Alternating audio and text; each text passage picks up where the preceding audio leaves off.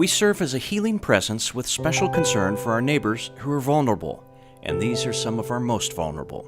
We are called to move beyond ourselves and look at who are the most vulnerable right in our neighborhoods that society is not looking at. That's our heritage. Human trafficking is a very real problem in cities all across America.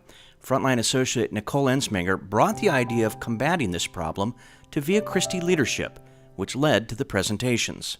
As healthcare professionals, we have a rare opportunity to have one-on-one contact with these victims.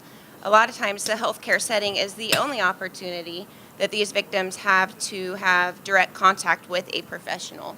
Via Christi hosted 2 events to educate clinicians and other healthcare workers about the signs of sexual abuse and human trafficking. Local law enforcement officials helped with the presentations and shared horrific stories of runaway children recruited into prostitution. If you find that working in the sex trade is something you can tolerate, how much worse must what you ran from have been? They are all running from something. They hit the streets, they find themselves at 13, 14, 15, living on the streets with no skills and no ability to support themselves. Bennett told the story of a pimp who coerced a very young girl of 15 to work for him. She was living on the street and felt she had no options. During their very first encounter, he put her in a car and started driving south. They drive straight to Dallas, so 4 or 5 hours drive, and by 10 o'clock that night, she's walking the streets of Dallas. It's only because a cop down there paying attention saw her and knew she was way too young to be walking the strip that he stepped in and intervened, and we figured out who she was. The pimp was later convicted in Wichita for trafficking her to Dallas. Captain Jeff Weibel, leader of the Wichita Police Department's Exploited and Missing Child Unit, reminded the crowd to be vigilant and pay attention to warning signs and their own intuition. We've all had situations where, especially on physical and sexual abuse cases involving kids, where we say, you know what if I'm wrong? Anybody thought that?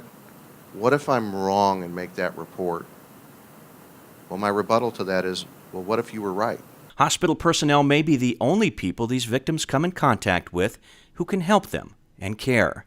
They are kept out of school and isolated from everyone who could intervene. When their pimp finally breaks an arm, knocks out a tooth, blacks an eye, rapes them, and they need